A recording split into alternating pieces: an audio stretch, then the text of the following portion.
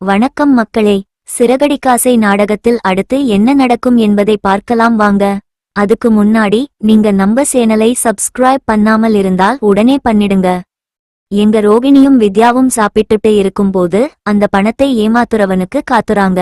பார்த்த அடுத்த செகண்ட் இந்த பக்கம் ரோகிணி ஓடி போயிட்டு, எவ்வளவு தைரியம் இருந்தா எங்க பணத்தை ஏமாத்திருப்ப, முதல்ல பணத்தை எடுடா அப்படின்ற மாதிரி கோவப்பட ஆரம்பிக்கிறாங்க. ஆனா அந்த நபருமே இந்த பக்கம் ரோகிணியை யாருனே தெரியாத மாதிரி நடிக்க ஆரம்பிக்கிறாரு. சொல்லப்போனா அவருமே இப்ப கையும் கல்லாம மாட்டிக்கிட்டோம், இப்ப இங்க இருந்து ஓடியே ஆகணும், இப்ப இங்க இருந்தோம் அப்படின்னா சிக்கிருவோம் அப்படின்ற மாதிரி அவருமே வெறித்தனமா அங்க இருந்து வெளியில வர்ற மாதிரி வந்துட்டு டக்குன்னு ரோகிணி கிட்ட இருந்து தப்பிச்சு ஓடுறாரு. இன்னொரு பக்கம் ரோகிணியும் வித்யாவும் அவங்களை எவ்வளவு துரத்தி பிடிக்க ட்ரை பண்றாங்க.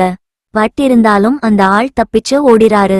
அவருமே எப்படியாவது இவங்க கையில சிக்காம இருக்கணும் அப்படின்றதுக்காகத்தான் ட்ரை பண்றாரு. ஆனா எப்படியோ இந்த பக்கம் மனோஜ் கையிலையோ ஒரு டைம் மாட்டிட்டாரு. இன்னொரு பக்கம் இங்க ரோகிணி கையிலையோ மாட்டிட்டாங்க. அடுத்த டைம் மட்டும் இங்க முத்து கையிலையோ இல்ல மீனா கையிலையோ மாட்டுனாங்க அப்படின்னா கண்டிப்பா அவர் தப்பிக்க வாய்ப்பே இருக்காது. அதே நேரம் இன்னொரு பக்கம் எங்க வீட்டுக்கு வந்த ரோகிணியுமே அவரை தப்பிக்க விட்டதாகவும் அதே நேரத்துல அவரை பார்த்து அவர்கிட்ட பேசினேன், ஆனா அவர் நான் யாருனே தெரியாத மாதிரி என்கிட்ட நடிக்கிறாரு அப்படின்னுட்டு அந்த விஷயத்தை பத்தி இங்க மனோஜ் கிட்ட சொல்லிக்கிட்டு இருக்காங்க. இதை கேட்ட மனோஜ்மே எனக்கு தெரியும் ரோகிணி, அந்த ஆள் ரொம்பவே மோசமான ஆளு, ஆனா அவனை விட்டுட்டேன் பார்த்தியா அப்படின்ற மாதிரி கொஞ்சம் கோவப்பட ஆரம்பிக்கிறாரு. ஆனா இதை பார்த்துட்டு இருக்கிற ரோகிணியுமே நீதான் விட்டுட்ட, நீதானே பார்த்த அப்படின்ற மாதிரி மனோஜ் மேலையும் கொஞ்சம் கோவப்படுறாங்க. அதுக்கப்புறம் ரெண்டு பேரும் ஒரு வழியா சமாதானம் ஆயிட்டு இந்த பக்கம் இந்த விஷயத்துல நம்ம ஜோசியத்தை தான் நம்பணும், இதுல பார்வதி ஆண்டிதான் ரொம்பவே இன்ட்ரெஸ்டடா இருப்பாங்க. அது மட்டும் இல்லாம இந்த மாதிரியான விஷயங்களை பற்றி அவங்களுக்குத்தான் நல்லா தெரியும் அப்படின்ற மாதிரி பார்வதி ஆண்டி கிட்ட கேக்குறாங்க. அவங்களுமே அவங்களுக்கு தெரிஞ்ச ஒரு ஜோசியக்காரரை கூட்டிட்டு வந்து அவங்க எப்பவும் போல இந்த பக்கம் அந்த பணத்தை திருடுனது யாரு, அவன் எங்க இருக்கான் அப்படிங்கிற விஷயத்தை கண்டுபிடிக்கிறதுக்கு ட்ரை பண்றாங்க. ஆனா அவருமே ஒரு போலீஸ் சாமியார்தான். உட்கார்ந்து வெத்தலையில மைய தடவிட்டு அவருமே பாக்குற மாதிரியே பார்த்துக்கிட்டு இருக்காரு. ஆனா இன்னும் ஒரு பக்கம் இது எல்லாத்தையுமே தெளிவா மூட நம்பிக்கைன்னு சொல்லி புரிஞ்சுகிட்ட முத்துவும் மீனாவும் நீங்க என்னதான் தேய்னு தேய்ச்சு பார்த்தாலும் அவன் எங்க இருக்கான் கண்டுபிடிக்க முடியாது, இப்ப நான் கண்டுபிடிக்கிறேன் அப்படின்ற மாதிரி இங்க ரோகிணி கிட்டையும் மனோஜ் கிட்டையும் முத்து கேள்வி கேட்க ஆரம்பிக்கிறாங்க. அப்ப கரெக்டா ரோகிணியுமே நாங்க எதுக்கு உங்ககிட்ட சொல்லணும் அப்படின்ற மாதிரி கேக்குறாங்க.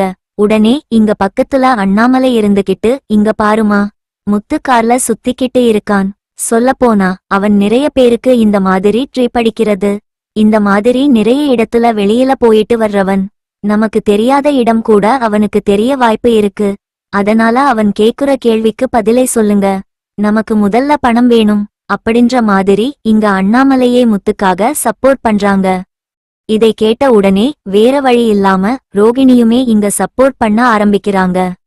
வேற வழி இல்லாம ரோகிணி அந்த பணத்தை ஏமாத்திட்டு போன உடனே எந்த ஹோட்டல்ல பார்த்தேன் அப்படின்ற மாதிரி கேட்ட உடனே கரெக்டா அந்த ஹோட்டலோட அட்ரஸ் முத்துக்கிட்ட கொடுக்கறாங்க. அதே நேரம் இன்னொரு பக்கம் மனோஜ்மே அவனை நீ எங்க துரத்திட்டு போன ஃபர்ஸ்ட் அவன் எங்க இருந்து வெளியில வந்தான் அப்படின்ற மாதிரி கேக்குறாங்க. அப்ப கரெக்டா அவன் ஒரு மெடிக்கல்ல இருந்து வெளியில வந்தான், அது இந்த ஏரியால தான் இருக்கு அப்படின்ற மாதிரி ஒரு பர்டிகுலர் ஏரியாவை நோட் பண்ணி இங்க மனோஜ்மே சொல்றாங்க. அப்ப கரெக்டா முத்துமே ஒரு பேப்பர் எடுத்து இங்க ரோகிணி பார்த்த அந்த ஹோட்டல், அதே நேரம் மனோஜ் பார்த்த அந்த மெடிக்கல், இது ரெண்டு இடத்தையும் கவர் பண்றாங்க. இது ரெண்டு இடத்தையும் கவர் பண்ற மாதிரி கிட்டத்தட்ட 3 கிலோமீட்டர் வருது. எனக்கு தெரிஞ்சு இது தாம்பரம் பக்கம்தான் இருக்கு, அப்பன்னா கண்டிப்பா அவன் இங்கதான் இருப்பான், இவனை ஈஸியா புடிச்சிடலாம், இந்த குறிப்பிட்ட ஏரியால தான் இவன் சுத்திக்கிட்டு இருக்கான், ஏன்னா ஹோட்டலும் மெடிக்கலும் அவ்வளவு லாங் எல்லாம் கிடையாது, கொஞ்சம் பக்கமாதான் இருக்கு, 1 கிலோமீட்டர் டிஃபரன்ஸ் தான் இருக்கு, எனக்கு தெரிஞ்ச வரைக்கும் அந்த 3 கிலோமீட்டர் சரவுண்டிங்ல நம்ம பார்த்தோம்னா இவனை ஈஸியா கண்டுபிடிச்சிடலாம் அப்படின்ற மாதிரி முத்து பக்காவான ஒரு ஐடியா கொடுக்கறாரு. ஆனா இதை கேட்ட உடனே ரோகிணி இதையை நம்ம பயன்படுத்திக்கலாம்னு சொல்லிட்டு டைரக்டா முத்து சொன்ன அந்த விஷயங்கள் எல்லாத்தையுமே தெளிவா கேட்டுக்கிட்டு அவங்களுமே சிட்டிக்கு கால் பண்ணி அந்த விஷயத்தை பற்றி இன்ஃபார்ம் கொடுக்கறாங்க. கொடுத்தது மட்டும் இல்லாம சிட்டிக்கிட்ட இங்க பாருங்க, தயவு செஞ்சு அந்த ஆளை சீக்கிரம் புடிங்க, அவன் உள்ளூருக்குள்ள தான் சுத்திக்கிட்டு இருக்கான், அவனை எப்படியாவது புடிச்சிட்டீங்கன்னா தான் இந்த பணம் என்கிட்ட வந்து சேரும், அது மட்டும் இல்லாம அந்த பணம் இல்லாம நான் ரொம்ப கஷ்டத்துல இருக்கேன் அப்படின்ற மாதிரி அவங்களோட கஷ்டத்தை சிட்டி கிட்ட புலம்பிட்டு இருக்காங்க. ஆனா சிட்டியுமே இங்க ரோகிணி கிட்ட சரி மேடம்னு சொல்லிட்டு ஆனா ரோகிணி போன வச்சதுக்கு அப்புறம் பயங்கரமா சிரிக்க ஆரம்பிக்கிறாரு. ஏன்னா அந்த பணத்தை ஃபுல்லா அவங்க கிட்ட இருந்து புடுங்கிட்டு இவரே வச்சுக்கலாம் அப்படின்ற மாதிரி ஒரு ஐடியால இருக்காரு. ஏன்னா ரோகிணிக்கு திருப்பி கொடுக்குற ஐடியாவே இவருக்கு கிடையாது. அதனாலதான் அந்த ஆளையுமே இவங்க தேடிக்கிட்டு இருக்காங்க. அப்படி கண்டுபிடிச்சதுக்கு அப்புறம் கண்டிப்பா பணத்தை மட்டும் நம்ம எடுத்துக்கணும், கேட்டா அந்த ஆள் கிடைக்கல அப்படின்ற மாதிரி கேஸ முடிச்சிட வேண்டியதுதான் அப்படின்னுட்டு இங்க சிட்டியுமே ஒரு முடிவோட இருக்காரு. இதெல்லாம் ஒரு பக்கம் இருக்க, இன்னொரு பக்கம் இங்க பரசுராமரோட அந்த கல்யாண பங்கனுமே ஸ்டார்ட் ஆகுது. அந்த கல்யாண பங்கனுக்கு வீட்ல இருக்கிற ஒவ்வொருத்தருமே எப்படியாவது நம்மளால முடிஞ்ச ஹெல்ப் பண்ணணும் அப்படின்ற மாதிரி வீட்ல உட்கார்ந்து பேசிக்கிட்டு இருக்காங்க.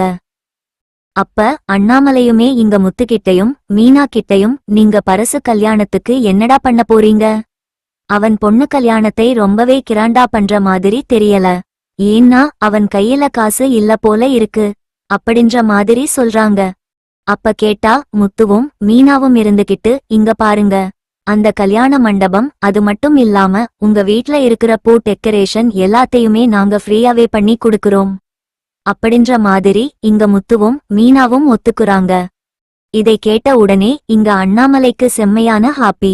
பரவால்லடா, உங்களால முடிஞ்ச விஷயத்தை செய்றீங்கள, அதுவே போதும் அப்படின்ற மாதிரி ரொம்பவே பாராட்டிட்டு இருக்காங்க.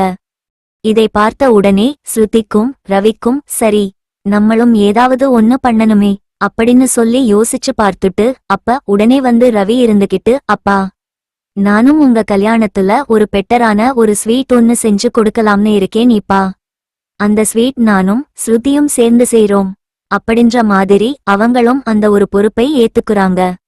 இதை கேட்ட அண்ணாமலையும் பரவாயில்லையேடா, ஸ்வீட் செய்றீங்களா, சரி ஓகேடா, நான் இதை பத்தி நான் உன்கிட்ட பேசுறேன் அப்படின்ற மாதிரி அந்த விஷயத்தையும் ஓகேன்னு சொல்லி ஒத்துக்குறாங்க. இவங்க 2 பேரும் இப்படி மாறி மாறி அந்த பரசு வீட்டுக்கு செய்றதை பார்த்த உடனே இன்னொரு பக்கம் ரோகிணியும் நம்ம பங்குக்கு ஏதாவது சொல்லாம இருந்தோம் அப்படின்னா நமக்குதான் பிரச்சனை, முதல்ல நம்ம பங்குக்கு ஏதாவது ஒன்னு பேசுவோம் அப்படின்ற மாதிரி ரோகிணியும் பேச ஆரம்பிக்கிறாங்க. அங்கிள், நான் அந்த பரசோட பொண்ணுக்கு கல்யாணத்துக்கு உண்டான அலங்காரம் அது மட்டும் இல்லாம அந்த பியூட்டிசியன் வேலை எல்லாத்தையுமே நான் ஃப்ரீயாவே பண்ணித்தரேன் அப்படின்ற மாதிரி இன்னொரு பக்கம் ரோகிணி ஒத்துக்குறாங்க. இதை கேட்ட உடனே இந்த பக்கம் வந்து அண்ணாமலைக்கு செம ஹாப்பியா இருக்கு. பரவால்லடா, நம்மளோட குழந்தைங்க எல்லாருமே இந்த மாதிரி நம்ம பிறண்டுக்காக மெனக்கட்டு இந்த விஷயத்தை எல்லாம் பண்றாங்களே, ரொம்ப சந்தோஷப்பட்டு எங்க அண்ணாமலையும் பரவாயில்லை, உங்களால முடிஞ்ச அளவுக்கு நீங்க பண்றீங்க, ஆனா இந்த எல்லா விஷயமும் கட்டாயப்படுத்தி பண்ணக்கூடாது, நீங்க விருப்பத்தோட பண்றதா இருந்தா பண்ணுங்க அப்படின்ற மாதிரி அண்ணாமலையும் சொல்லிடுறாரு. அது கேட்ட உடனே இங்க முத்து மீனா இன்னொரு பக்கம் ஸ்ருதி ரவி எல்லாரும் இருந்துகிட்டு எங்க விருப்பத்தோட தான் செய்யணும் அப்படின்னுட்டு அவங்களும் சந்தோஷமா வாக்கு கொடுக்கறாங்க. ஆனா இங்க ரோகிணிக்கே சுத்தமா விருப்பமே கிடையாது. ஆனா வேற வழி இல்லாம இங்க முத்துக்கிட்டையும் மீனா கிட்டையும் போட்டி போடணுங்கிறதுக்காகவே இந்த விஷயத்தை பண்ணிக்கிட்டு இருக்காங்க. ஏன்னா எந்த ஒரு விஷயத்திலையும் முத்துவையும் மீனாவையும் தன்னை பீட் பண்ண விற்ற கூடாதுங்கிறதுக்காக தான் அவங்களும் இதை பண்ணிக்கிட்டு இருக்காங்க. அதுக்கே தவிர அடுத்த நாள் கல்யாணமும் ஸ்டார்ட் ஆகுது. அப்ப கரெக்டா பரசுகிட்ட எங்க அண்ணாமலை எல்லா விஷயத்தையும் சொல்லி ஆளுக்கு ஒரு பக்கம் வேலையை ஸ்டார்ட் பண்றாங்க. இன்னொரு பக்கம் இங்க ரவியும் ஸ்ருதியும் சேர்ந்து அந்த பெட்டரான ஸ்வீட்டை செஞ்சு ரெடி பண்ணிட்டு இருக்காங்க. இன்னொரு சைடு முத்துவும் மீனாவும் அந்த பூ அலங்காரத்தை எல்லாம் ரெடி பண்ணிட்டு இதுக்கான வேலைகள் எல்லாத்தையுமே முடிச்சிட்டு கொஞ்சம் ஃப்ரீ ஆகுறாங்க. அங்க ரோகிணியுமே வந்து இங்க மேக்கப் ரூம்ல மேக்கப் போடுறதுக்காக பக்காவா வந்து இங்க பரசோட பொண்ணுக்கு மேக்கப் போட்டுட்டு இருக்காங்க. அப்ப அங்க இருக்கிற பிரவுன் மணியுமே இந்த மாதிரி மேக்கப் போட அந்த பொண்ணுங்க வந்துட்டாங்க அப்படின்னு சொல்லி தெரிஞ்சுக்கிட்டு இங்க அவங்களும் டைரக்டா இந்த பக்கம் அந்த பொண்ணுங்களுக்கு காப்பி கொண்டு போய் கொடுக்கணும். அங்க தெரிஞ்ச ஒரு சமையல்காரரை கூப்பிட்டு, நீ போய் மேக்கப் போடுறதுக்கு பொண்ணுங்க வந்துட்டாங்க போல இருக்கு, அவங்க கிட்ட நீ காப்பி குடுத்துட்டு வான்னு சொல்றாங்க. ஆனா அந்த சமையல்கார ஆளும் பனியனோடையும் லுங்கியோடையும் இருக்கிறதை பார்த்துட்டு, ஏன்யா இப்படி இருந்து போய் காப்பி குடுத்தா சரி வராது, நீ குடு, நானே கொண்டு போய் கொடுத்துக்கிறேன் அப்படின்ற மாதிரி டைரக்டா இங்க பிரவுன் மணியுமே அந்த காபியை வாங்கிட்டு இங்க ரோகிணியோட ரூம் பார்த்து போயிட்டு இருக்காங்க. அங்க போயிட்டு டைரக்டா டோர் திறந்துட்டு உள்ள போறாங்க. இன்னொரு பக்கம் ரோகிணியுமே தனக்கு விருப்பமே இல்லாம இந்த பக்கம் மேக்கப் போட்டுக்கிட்டு இருக்காங்க. அங்க போயிட்டு இந்த பக்கம் அந்த காபியை கொடுத்துட்டு, காபியை நல்லா சாப்பிடுங்கம்மா அப்படின்னு சொல்லிட்டு அங்க இருந்து பிரவுன் மணி வெளில வந்துறாரு. இன்னொரு பக்கம் ரோகிணி திரும்பி இருந்ததுனால பிரவுன் மணி ரோகிணியை சரியா கவனிக்கல. ஆனா ரோகிணிக்கு திடீர்னு நீங்க பிரவுன் மணியோட குரல் மட்டும் கேட்ட மாதிரி இருக்கு, அவங்களும் திரும்பி பார்த்துட்டு யாரு வந்தா அப்படின்ற மாதிரி கேக்குறாங்க. உடனே அங்க இருக்கிற மத்த பிடிசியன்ஸ் எல்லாம் அது வேற யாரும் இல்ல, அந்த மாப்பிள்ளையோட மாமாதான் வந்து நமக்கு காப்பி குடுத்துட்டு போறாரு அப்படின்ற மாதிரி அந்த விஷயத்தை பத்தி சொல்றாங்க. இதை கேட்ட உடனே லைட்டா இங்க ரோகிணிக்கு கருக்குன்னு இருக்கு. என்ன இது, எனக்கு என்னமோ இது பிரவுன் மணியோட குரல் மாதிரி இருக்கு அப்படின்னு சொல்லிட்டு உடனே வித்யாவுக்கு கால் பண்ணி, வித்யா நீ முதல்ல இந்த மண்டபத்துல தானே இருக்க, முதல்ல மேக்கப் ரூமுக்கு வா, இங்க வந்துட்டு நான் சொல்றத முதல்ல கேளு அப்படின்ற மாதிரி இங்க வித்யாவை உள்ள வர வைக்கிறாங்க.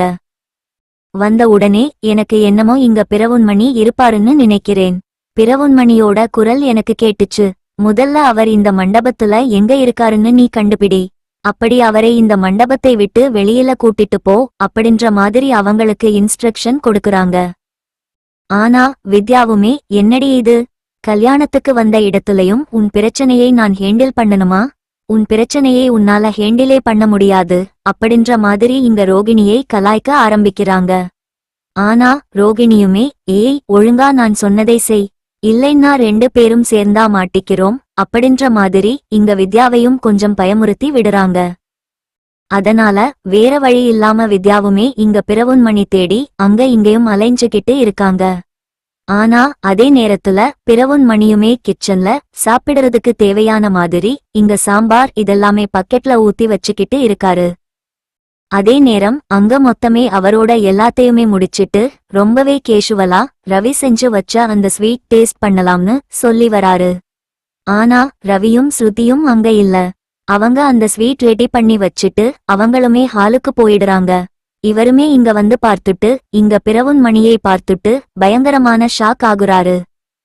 என்னடா இது, இவரு இங்க இருக்காரு, இவரு மலேசியா மாமா வச்சே இவரு என்ன வேட்டி சட்டையில இருக்காரு அப்படின்ற மாதிரி பயங்கர ஷாக்கோட அவங்களுக்கு என்ன பண்றதுன்னே தெரியாம டைரக்டா முத்தும் வேக வேகமா ஓடி போயிட்டு இங்க மனோஜ் இன்னொரு பக்கம் அண்ணாமலை ரவி எல்லாரையுமே கூட்டிட்டு டைரக்டா கிச்சனுக்கு ஓடி வராரு. இங்க உள்ள வந்த உடனே இங்க பாருங்க, இங்க என்ன நடக்குது பாருங்க, அவர் யாரு தெரியுதா, அம்மாதானே அப்படின்ற மாதிரி கேக்குறாங்க. அப்ப இவங்க எல்லாருமே பார்த்துட்டு இருக்கும்போது எங்க பிரவுன் மணியுமே வந்து அந்த பக்கெட்ல சாம்பார் போட்டுக்கிட்டு இருக்காரு. இதை பார்த்துட்டு எல்லாருமே அப்படியே ஸ்டன் ஆகி போய் நின்னுட்டு இருக்காங்க.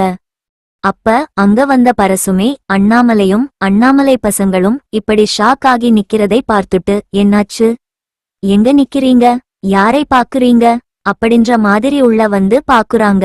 பார்த்த உடனேதான் தெரிஞ்சது மாப்பிள்ளையோட மாமா இருக்குறாங்கன்னு.